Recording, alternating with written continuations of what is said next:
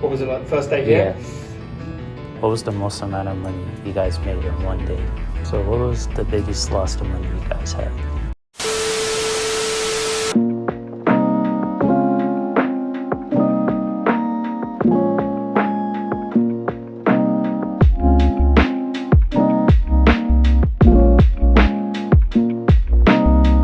What is up, y'all? Ibrahim Bajramowski here, and welcome to a brand new video. For today's video, we're going to, I forgot what it was, but it's related to business stuff. As you can see, I'm not feeling that great today. I woke up kind of feeling like absolute dog crap today. I don't know if you guys can see in my eyes, but my eyes are like, I don't know why, but they feel heavy to me. I feel like I got a lot of inflammation in me right now, and when I do have that, like, I tend to have like nauseousness, and right now I feel like that. Sometimes vomit. But if I don't give you guys like the full energy of today's video, the reason why is because I'm feeling like absolute dog crap today.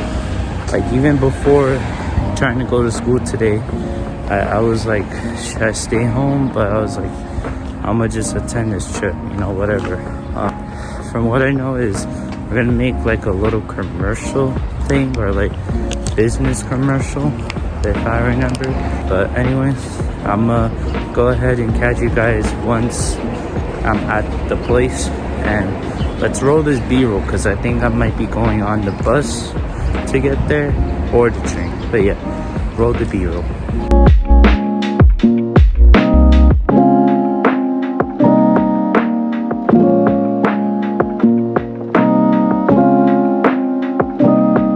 I did not know we were going to the Empire State Building. I totally forgot. But right now we're walking out of the train. I did not know we were going to the Empire State Building. Wow. 73rd floor, I heard. Yeah, I'll get you guys when I'm there. Guys, got the ticket. I'm still shocked that we're here, but 73rd floor. What could possibly happen? Nothing, right? We're chilling. So we're about to go into the elevator. I think we're just gonna go straight up to the 73rd floor. Yeah, we are on the 73rd floor. The elevator was gonna pop my ear, so I had to cover it. But got the Career Discovery Week shirt. I'm about to shoot a time lapse because this view is, oh my, beautiful.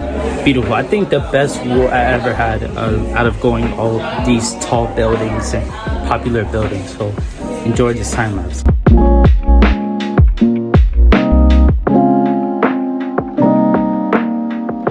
Yo, that's Madison Square Garden, right there. I want to go there again, bro. Love that stadium. Other than my wife, you mean? Yes. I mean, someone did say their husband. Okay. Oh, I'm glad it was their husband, not just their husband. I'll say my family. That's a very nice answer. Very nice. I don't believe you, but that's very nice. Yeah, no, thank you. So welcome everybody. Who here has been to the Empire State Building before? Okay, so I hope you get to enjoy the view today. Yesterday was stunning. It's not bad today, but it's great to have you guys all here. So thank you very much for coming along. So my brief today was to answer questions. So I'm prepared to hold up my end of the bargain, but ultimately that means the other end of the bargain is for you guys to ask me some questions. So I see a few nodding heads. Does anyone have a question that I can answer? And I started working for JCDecaux in the year 2000, back in the UK. And then progressed my career through JCDecaux, rising up through the ranks, starting in sales, advertising sales. And then in 2019, the previous CEO here took retirement, and I was given the opportunity to come in and replace him. So I've been co-CEO here in North America now for 5.5 years. Follow up, how old are you? I'm going to throw it back to you, Jeremiah. Knowing that you've got a full day ahead, how old do you think I am? I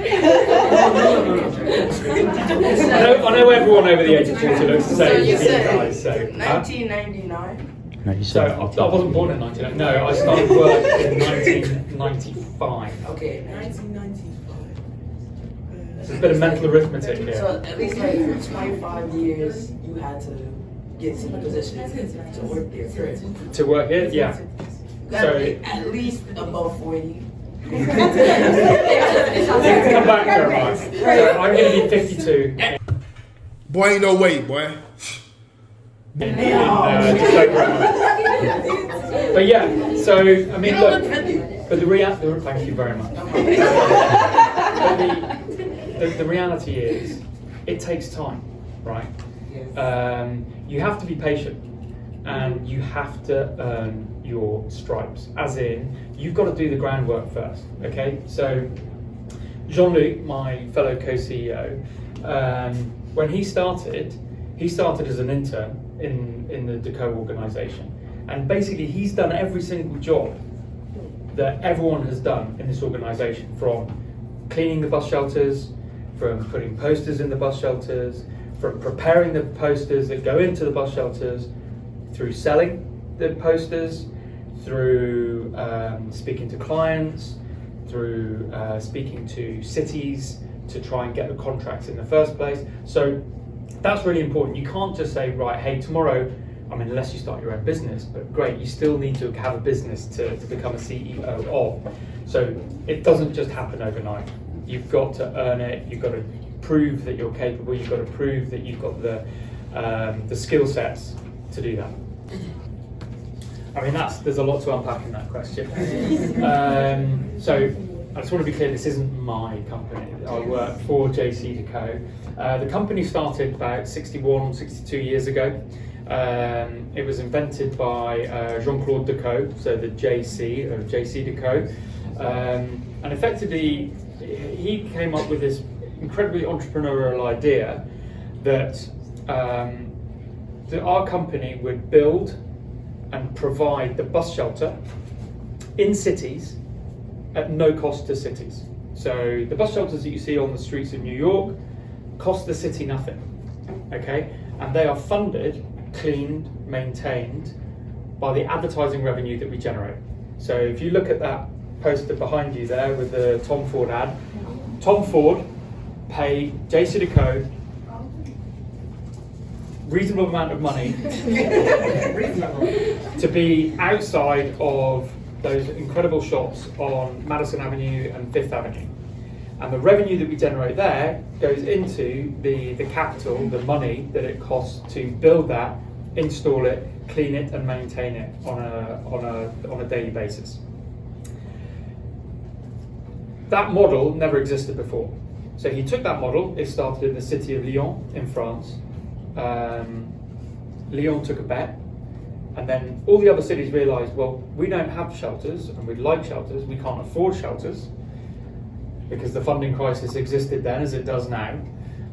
And they expanded with JCDecaux into Paris, into loads of other cities in France, and then from there we expanded into Europe, and then through there we came over to the United States in the very end of the 80s and early 90s, and the first city that we were in was in San Francisco, and we're still there today.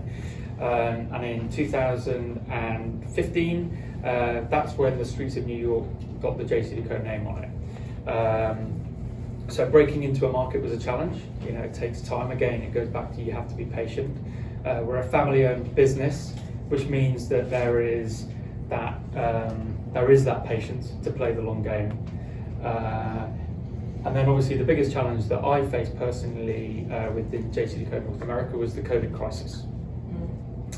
So one day everyone was out on the street, flying in planes, going to work, on the subway, the bus, car, walk, and the next day no one was allowed out of their house. So the out-of-home industry, so posters, rely as a starting point on one thing, and that's an audience, for the people to be able to see them. And the moment that ingredient, that factor is removed, it's very difficult for us to justify telling Tom Ford you need to spend tens of thousands of dollars with us if no one's seeing their adverts. So that was really challenging. And we as an organisation had to pivot very, very quickly. But we got through it, and that was with working with our city partners, working with our airport partners, renegotiating of contracts, but also providing the support for the staff as well. So that was a big challenge. And that happened, you were CEO for 6 months? 6 months, yeah. Before when that happened? I didn't get that on the job description when I signed up for it, but I don't think it would have made any difference because it happened globally, so I wasn't going to escape it. Unless you were in Florida. That didn't happen. Average day is difficult to say. It depends which crisis is on my plate at any given moment in time. My responsibilities. So we operate a co-CEO structure here. And the way we kind of bifurcate that, we split it up, is Jean-Luc is responsible for revenue generation. So all the sales and marketing of selling those advertising sites so we can generate the revenue. He's money in. I'm money out. So I get all that money and I try and stop as much of it leaving the company as possible and keeping what we can. So that means that the part of the business that I'm responsible for is negotiating the contracts with our cities and our airport partners, giving them all the amenities and an agreed amount of revenue, and then also running the business in terms of managing how much it costs to run the business on a daily basis, and managing that budget. I also have the responsibilities of working with Dawn and her team, IT, and our legal side of the business as well. But mainly it's the contract relationships with cities and our airport partners. What does a day look like? Sunday night I flew to LA. I met on Monday with the Chief Operating Officer of Los Angeles International Airport. I then met with the Airport Commissioner, who sits on the board of Los Angeles, which is a representative of the City Council. In the afternoon, I met with our day-to-day contact at Los Angeles Airport. On the Tuesday, I spent the day walking around LAX, looking at potential new opportunities as the airport itself is preparing for the World Cup next year. England are going to win it, by the way. England. They suck. Go Kane. And in preparation for the 2028 Olympics. So flew back on Tuesday night. Wednesday came into the office, caught up with the team. Continue doing that today. Literally just got off a phone call with the City of New York to talk about our bus shelter program. Doing this now. And then this afternoon I've got a number of things. So it's pretty varied. But over the course of a few months, I'll be in Los Angeles, Boston, Chicago, Miami, Orlando, all the places that we have our businesses, either catching up with the cities or airports themselves or catching up with our local teams, and of course catching up with our local teams in here on a regular basis as well. That is a good question. Well, to work here specifically, it was the opportunity to step into the CEO role in the greatest city in the world. Sound great. I love it. It's great. I mean, from a career point of view, if you gave me a plan of the world, a map of the world, and said, right, here's a pin, you get to choose anywhere you can work in the world. I don't know how many people wouldn't choose New York, but I was certainly one of the ones that did. So that for me personally was the reason why I wanted to step into this role. My name is Ibrahim, and what was the first day? What was like the first day? What was it like the first day here? Yeah. Well, it was a Monday. And it was in the office, so everyone was here back in the days before COVID. And at the time, they looked after me. One, I was made very, very welcome. And two, the existing CEO was still here. So I had about 2 or 3 months to work alongside him to get to really understand the business on a very granular level. So it wasn't like I just came in and it's like, there you go, there's a desk. There was no one here to give you a handover. So that was really, really important. And then, I mean, it's so long ago. It was a different world back then. But yeah, so I hope that answers your question. Thank you. Hello. What advice would you give upcoming Upcoming entrepreneurs? entrepreneurs.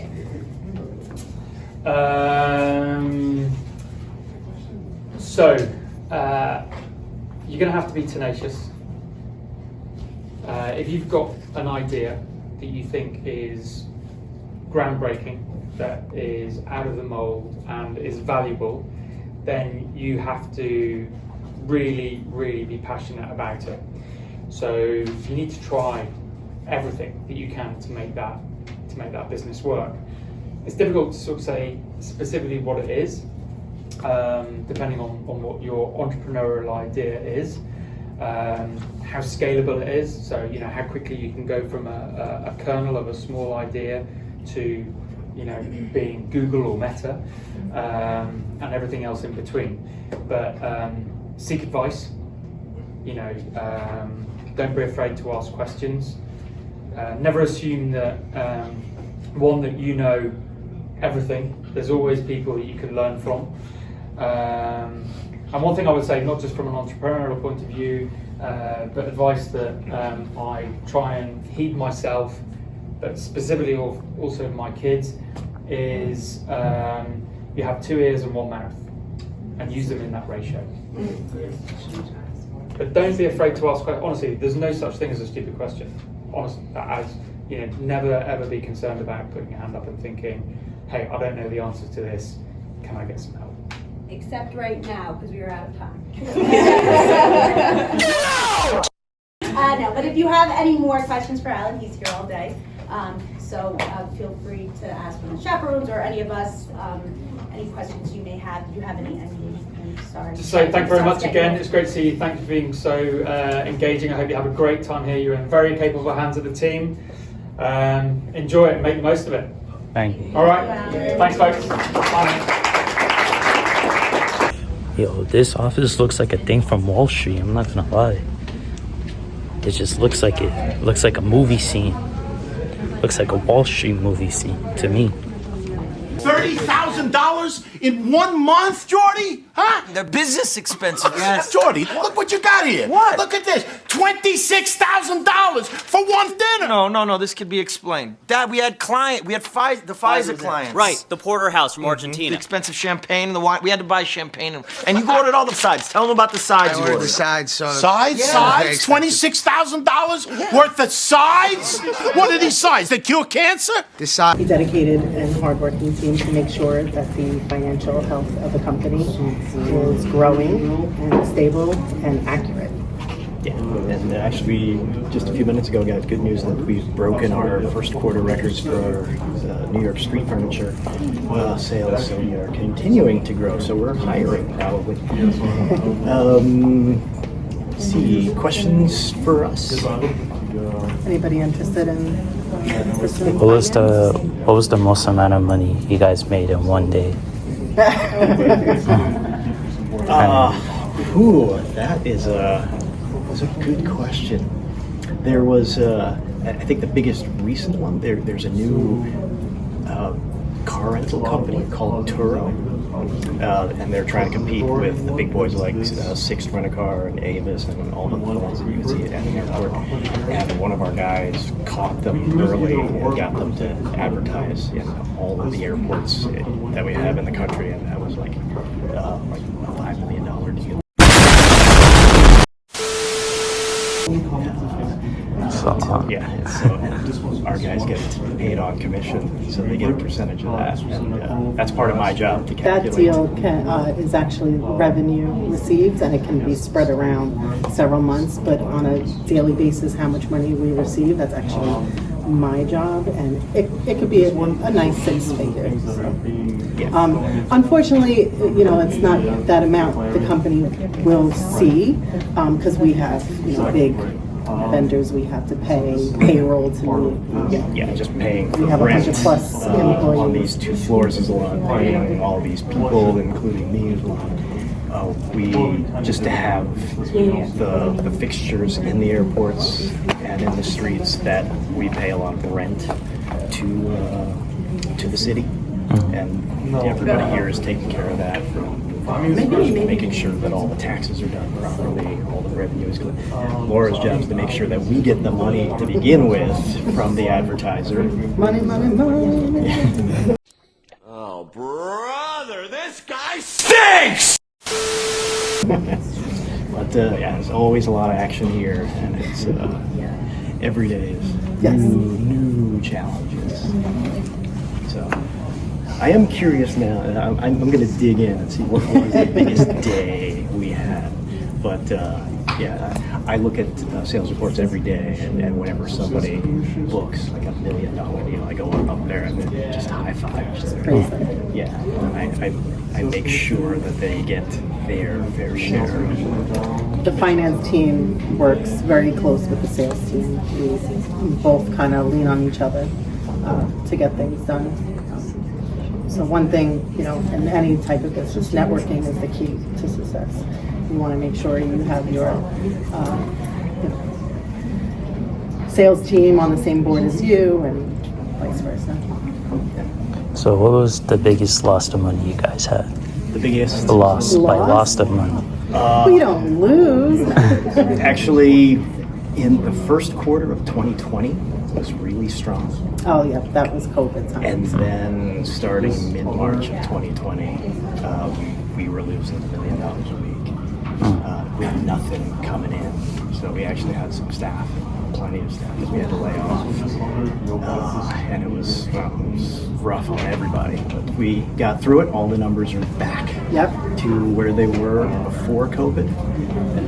And I think that's every company across the board, took that big hit during COVID times.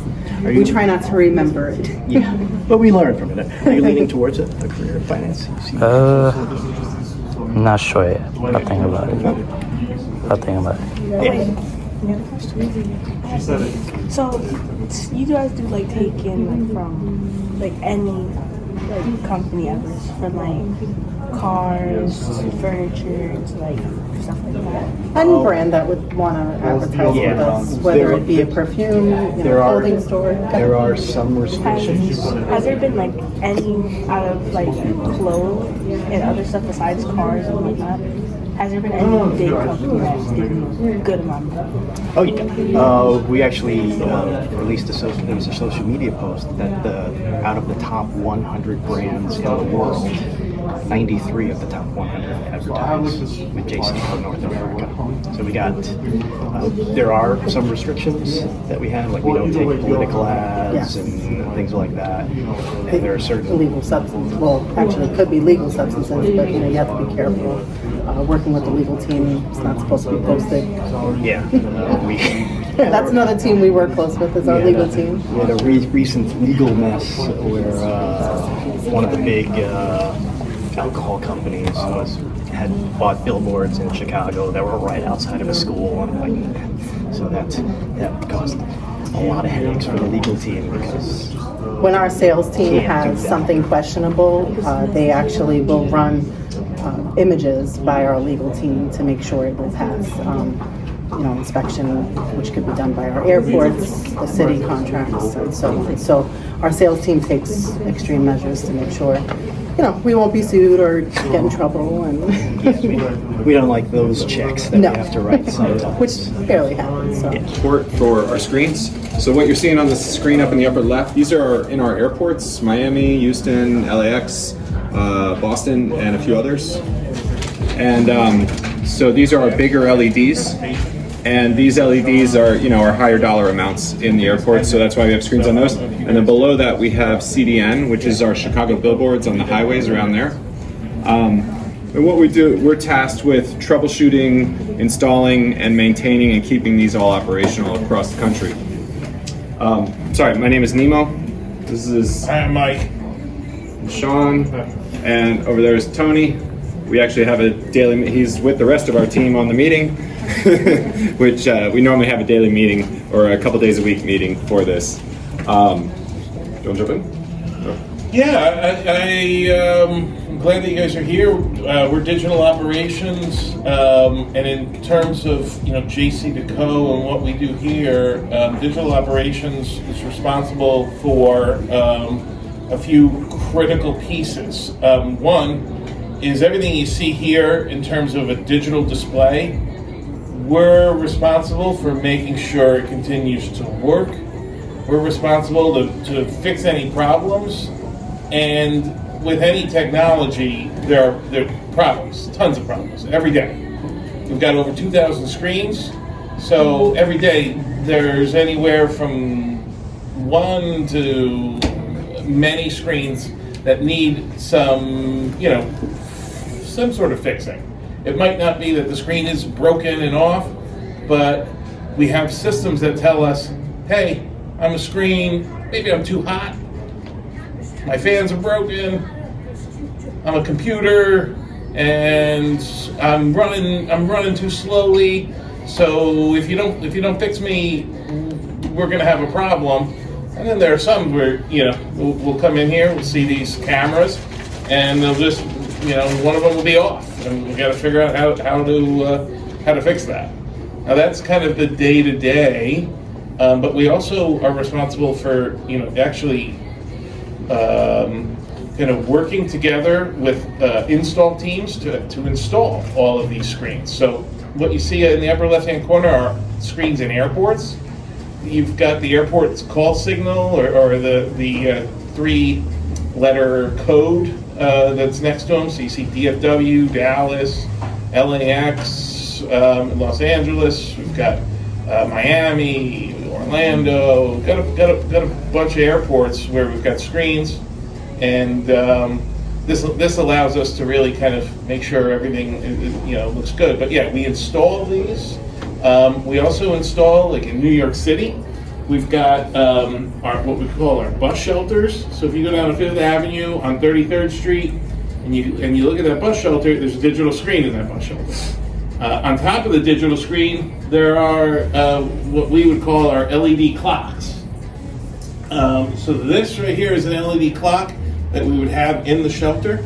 And around New York City, you'll see these LED clocks that show time and temperature. Well, time and temperature is, I think, less important to New Yorkers than next bus ride. So this is like one of the projects we're working on, is figuring out how to use our screens for good, as an amenity towards New Yorkers. So instead of time and temperature, when is my bus coming? And we talked about it with the last group, is that a few of us remember in the subways when we didn't have those signs to show when the next subway's coming, or now with the buses, a lot of the shelters don't have that information. So we're just trying to bring that to New York. We try to bring that to all the cities we're in, Chicago, LA, around the world. That's kind of like what we try to do. We sell advertising, but we also try to bring amenities, like City Bike in New York. Our counterparts for JCDecaux in France, they have a big bike share program. So that's kind of what we try to bring to our city partners and our airport partners. But back to digital operations. So on top of installing new screens, fixing new screens, we've got clients that want to do things that are like a little bit interesting. Something different. So what we have in the center here is some of our campaigns across bus shelters in New York, Boston, and Chicago, where the client, wrong way. So the clients will, this is New York, so it's a beer company, and they wanted to change out the bench to be a little more eye-catching. And in Chicago, they built it out to look like a distillery on the top of the bus shelter. We're allowed to do a bit more in Chicago, just because the shelter's made out of steel on the top, so they can build onto that structure. We normally will get this type of thing installed in a day, normally overnight, so that we don't interrupt any of the commuters. But it takes approximately 2 months of lead time to work with engineers and the city approval. They have to approve everything. So whether it's just a popsicle on top, or changing it out for Roseanne's couch, for a TV show. It really varies. This one's a little more interesting. It was in Chicago and Boston. It involves a rap, but then they also built the shark, so it's like incorporating all of the different elements of it to do something a little bit different than just an ad copy in the screen. Takes a bit more planning. Going on top of what Mike said about the amenities we like to offer the city, in the airports and on the Chicago billboards, we have something where the city gets informational content that they can put up for updates on theirs, but also in emergencies, they have the ability to take over our screens. And in Dallas, there was a hurricane warning, and so they took over our screens for about 4 hours and to display an emergency to take care. And in Chicago, they'll occasionally have tornado warnings or other warnings. And so once an ad ends, then they basically, at the time that they tell us, they'll take over that ad for when that warning is in play, and then it'll go back to our loop. And it just, like Mike said, it's just trying to be a good partner and provide the citizens of all those cities with more information in addition to our advertising. A lot of the more creative ones are in Chicago, as I said, because of the allotment and what's allowed to be built in the structure, versus New York, where we can change out the bench and put on vinyl around the ad campaign, but we can't necessarily put anything on top of the structures. Pretty much all of our ads have to go either through airport or city approval to get posted, to make sure it's not something that they don't want to see on the streets or in the airports. One we did in Boston, where we turned the bench into a ski bench. Sometimes there's heat lamps, sometimes we do touch screens. It kind of varies on what the clients are interested in doing. And it came up in the last group of like, hey, what kind of background do you need to get into this type of work? And it's surprising to say is that we all come from very diverse backgrounds in terms of education. Yeah, I have a sculpture degree in fine arts. Was how I got into it, and worked with artists in video art, and then kind of came here and did that. Sean is... I was a communication major, but I'm also a bit of a nerd, so I kind of just like computers, and here I am after just learning my own way. I got into this just designing poles and mounts to mount screens. I'm a mechanical engineer, but taking that mechanical knowledge and applying it to these digital screens was something that was fun and interesting. That's another thing. Like, there's never a dull moment here. There's a whole bunch of different things to do. We're never doing the same things like day to day. There's always change. There's always I think it keeps it interesting. Keeps it what I think is fun. I really don't mind coming to work. I mean, I wouldn't mind winning the lottery and having to come to work. But definitely would. But since I'm not winning the lottery, haven't won that yet. So here I am. We'll keep trying. That's a bit. I got a question for you.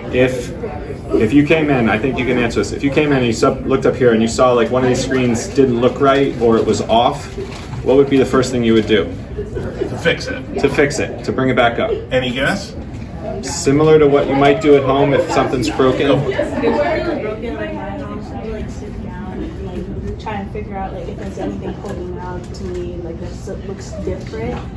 And if I can only find out what's different, I would look up to see if it was okay to open it in the however state it was first, and then see if there's anything inside that's wrong, or if something blew out and stuff.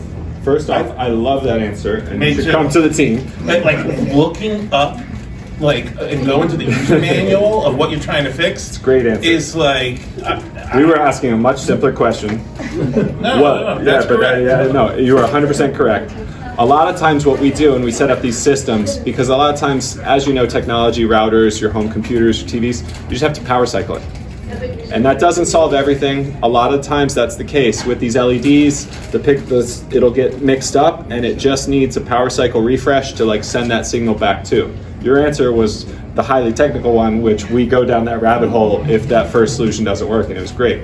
And usually powering stuff on and off sometimes masks the problem. And really kind of understanding the technology that you're working with, looking at the user's manual. I know some people might say, you got to use the instructions to get it to work. Well, yeah, if you read those instructions and they take time to go and give that to you, there's a lot of good information. Theo is not here today, but he is one where he will always go and look for the information that the manufacturer has available, so that you're not just guessing.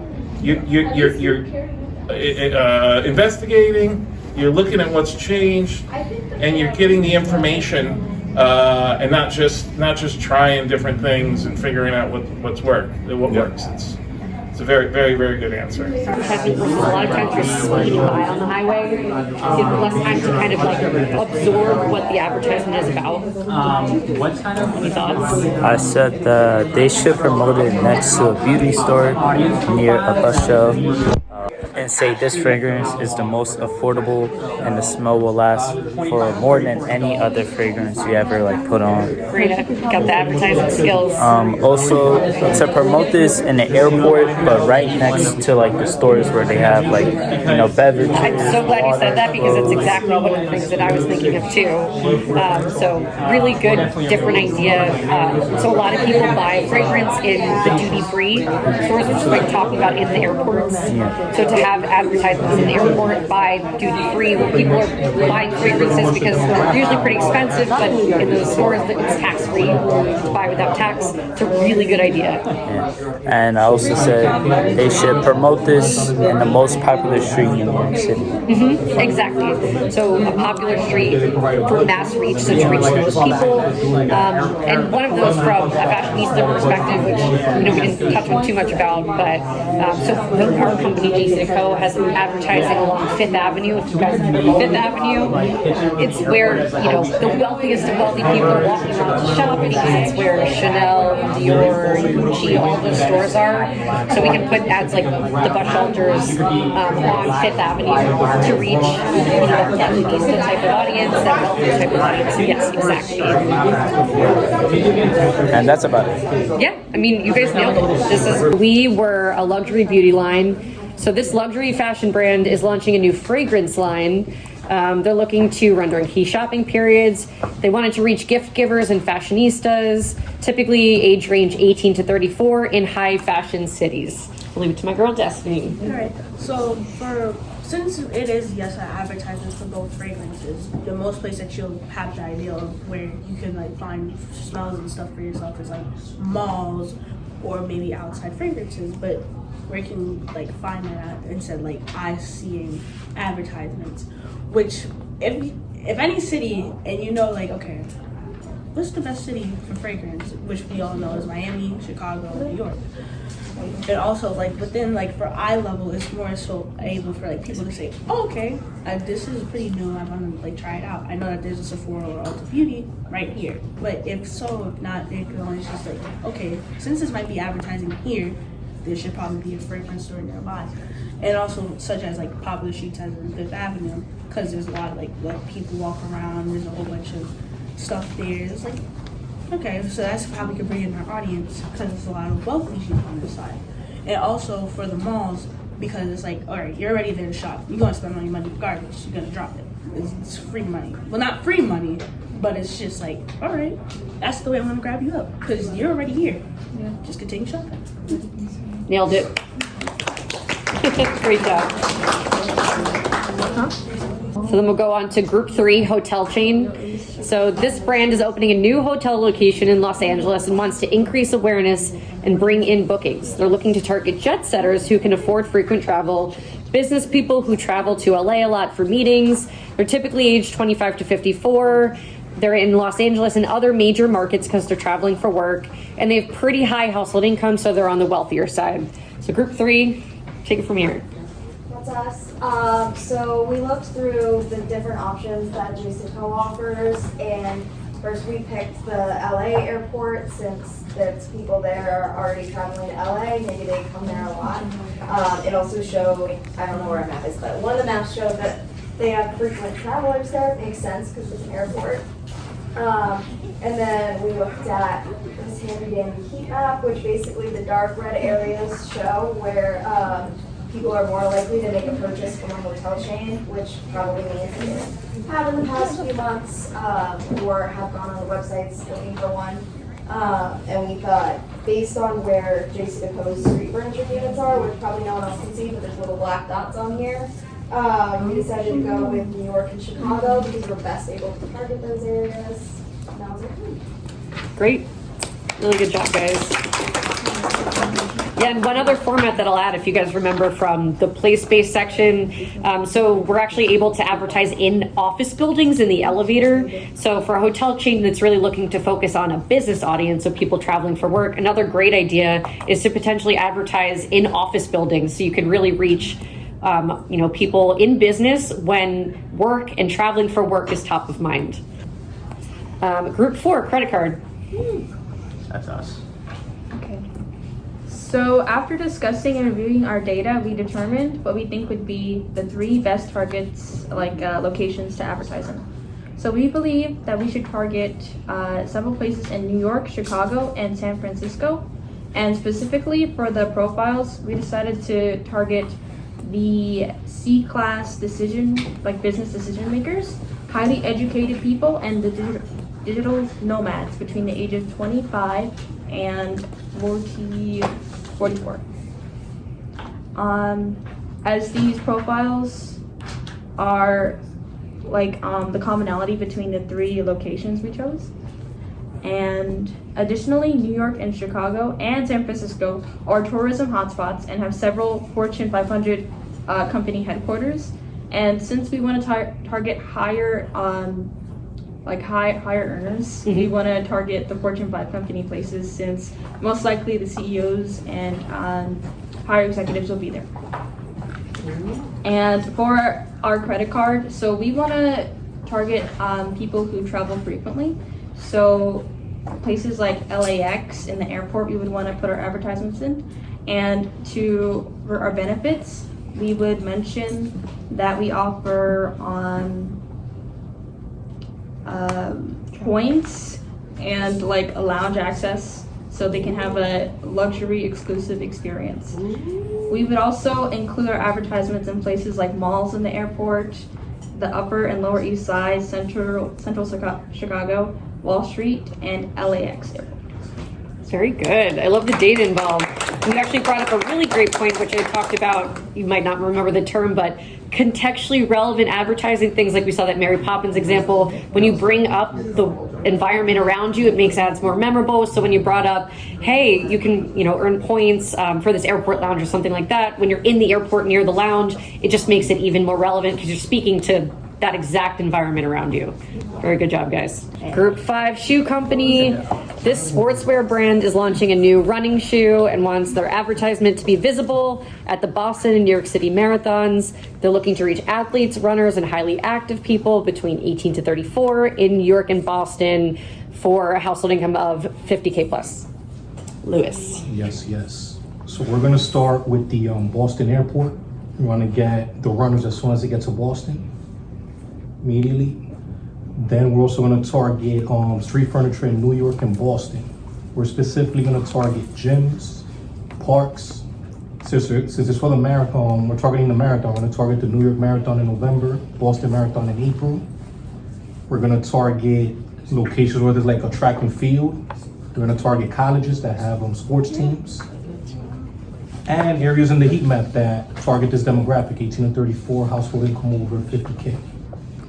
Perfect. That's great. Good job.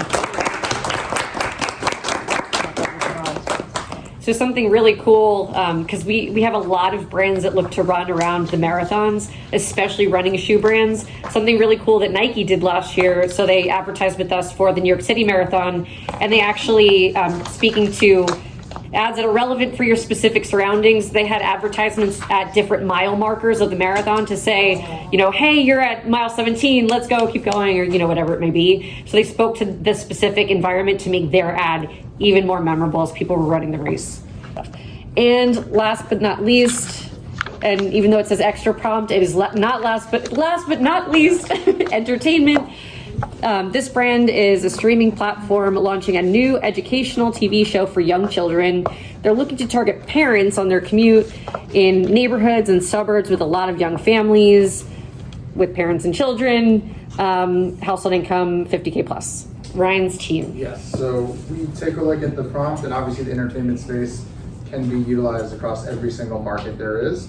But we wanted to focus on the largest ones. So Jeremiah and the team picked a few different locations. I'll let him just read out which ones they were. Me and my group, Lash and we picked New York City, Chicago, and it's not on the board, but we're gonna put Los Angeles. You wanna know why? Because of Hollywood. Yep, it's a big entertainment market. It is. Very known for entertainment, movies, shows, being broadcast there. So after we discussed that, and then obviously adding Los Angeles into the mix, we're going to target the airports, we're going to target street, we're going to target billboards. There's a lot of streaming services out there. There's a lot of TV, options out there. So there's no wrong place to be in for this. It's just, trying to make sure you're targeting as many people as possible and getting as many impressions across each city as you can. And that's sort of what we landed on. If we had the budget, we'd go in every city, but we added a city. So Los Angeles was our, Yeah, that's great. And if you guys if you had infinite budget and you wanted to add more unique ways to target, let's say parents, maybe even have ads at the grocery store where parents are particularly shopping for their families all the time, or perhaps advertisements in malls, because it is a lot of, families and young children that have their kind of like nightly entertainment is going to the mall as a family. So those are other ways that you can specifically look to reach families for a children's television show. And can I say something? Yeah. I think this would be a really good opportunity to use the interactive ones so Mhm, that yes. the kids could see themselves in the program itself. Yes. Especially if it's something like Blue's Cruise, maybe they're looking there and Blue is right beside her, something like that. You bring up a really good point. So, speaking to the really cool things that you can do in outdoor advertising. So I right now, similar to that Pepsi Unbelievable campaign that you saw, that second video, I'm working on a similar type of campaign for Lego for World Play Day, where they're creating that kind of like interactive, really cool things are happening behind the scenes on our bus shelters in Boston for World Play Day. So exactly to your point, getting kids involved, doing something really cool that really stands out is another thing to think of. But guys, that is it. You all crushed it. Great job. Alright, that concludes for today's video. Awesome experience. Loved it. Give it like a 8 out of 10. But that's not the main point of today's video, or just 100% the main point of today's video. Just, the Empire State Building and what actually happens in that building. Today I didn't feel like going. I didn't feel like showing up. I wanted to stay home and stay in bed because I didn't feel good. At the beginning of the video, you saw me guys feel down. Like I didn't feel right. And once, we got to the building, I felt better because I showed up and I learned new things, a lot of new things that I never knew about. So yes, it's easy to go ahead and go back to sleep, but it's hard to go ahead and wake up. But always tell yourself to wake up, because showing up always matters. Anyways, love you guys, and I'll see you guys in the next video. Peace.